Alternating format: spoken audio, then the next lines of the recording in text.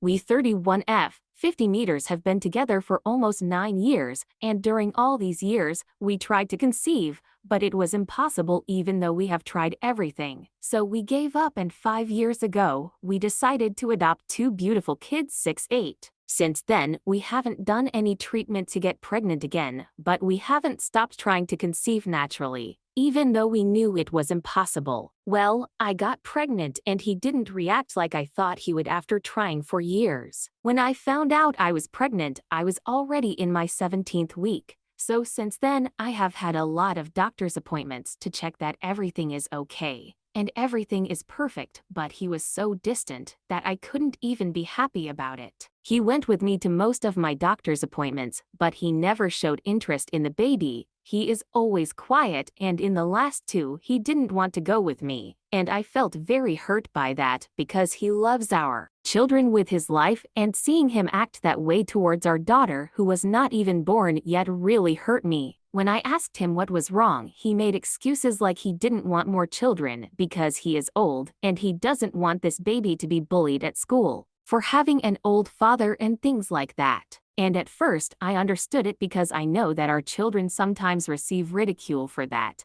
Not because he looks old, because the truth is that he looks very young for his age, but because when our children tell their friends that their father is 50, all of them assumes that he is extremely old and on the verge of death, and that hurt our children a lot. So I believed his excuses and I tried to understand his concerns, but then he continued acting strange, and from one day to the next, he asked me for a paternity test. I asked him why, and he said he didn't believe our daughter was his because he could never get anyone pregnant, not even when he was young. And I know that's true because he always told me that he tried to conceive for years with his ex-girlfriend but was never successful. I understood his fears, so I accepted the paternity test because I really know that I never slept with anyone other than him and I had nothing to hide. Well, the test came back positive and he apologized for having doubted me, and I told him that I forgave him because it was understandable that he doubted me. But at the same time, I couldn't help but feel bad because he didn't trust me. I never gave him a reason to doubt me, and yet he believed that I deceived him, and even worse. He thought that I cheated on him, that I got pregnant and made him believe that this baby was his,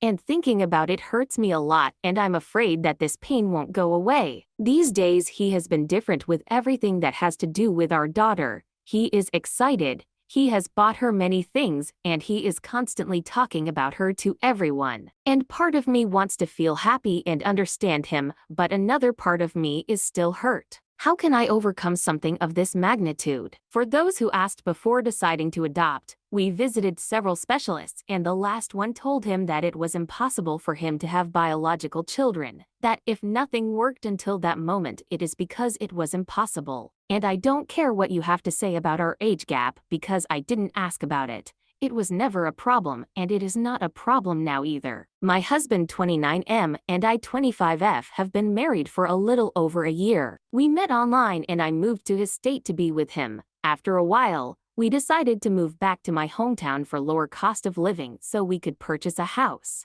One of his friends moved to Thailand and has been living there for about 2 years now. My husband recently went to visit him on vacation.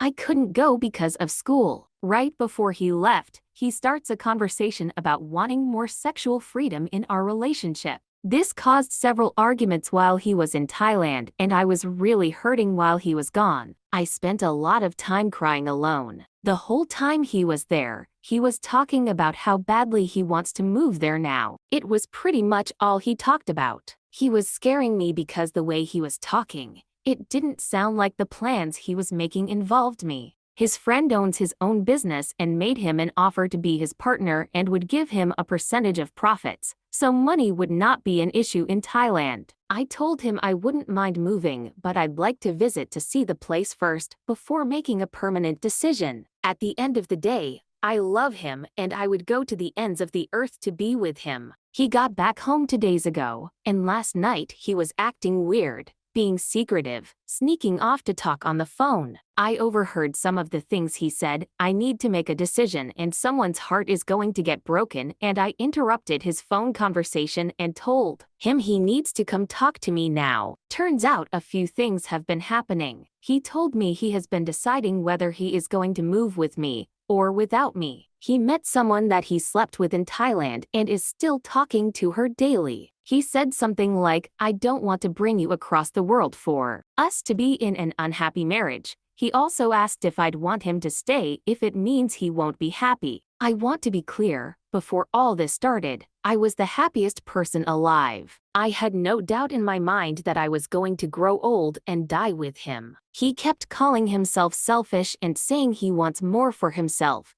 things that I wouldn't be able to live with if we were together. He says he can't be the kind of husband I deserve. I told him he made a commitment to me and therefore owes me some effort to try. He said he needs time to think this decision over. He said he wasn't planning on discussing this with me until he made a final decision, but I could tell something was wrong. I told him he is making the dumbest mistake of his life. We have a life, a home. We've sacrificed so much for each other. I told him if he decided to leave me, he would regret it. I believe he has a stupid crush on this person and I refuse to allow it to destroy our marriage. I told him I think that when he thinks on this for longer, he will realize that leaving me is a huge mistake. The issue now is that I don't know if our relationship will be the same. I know he slept with someone else. I know he might believe that living this lifestyle that he wants, he hasn't really explained what he means by that, could be more important than our marriage. He honestly seems like a different person. He said this trip changed him a lot, and I can see that. Before, he would move mountains for me. He said he still loves me and always will, but he doesn't know if he loves me in the same way anymore. I asked him to stop talking to this other woman while we are trying to fix our relationship. He said he doesn't think he can do that. He said she's still his friend. I responded, "How are we going to attempt to mend things when you have some other woman in your ear?" Regardless, I am hurting immensely from this whole thing. I feel like I have a hole in my chest. I want so badly to fix things with him. That's the promise I made when I took my vows, but I don't know if he even wants to try to fix things. I feel betrayed. Part of me feels like our marriage is already over. I love him. I hate him. He said he will make sure I'm taken care of financially so that I can stay in our house. But this house isn't him. I just feel like my whole world has been tilted. I'm not sure what to do or whether to just move on. I hate becoming another statistic. And I'm still positive that he will regret this and want me back later. How do I try to fix this? How would I even go about trying to fix things? We are planning to see a marriage counselor soon.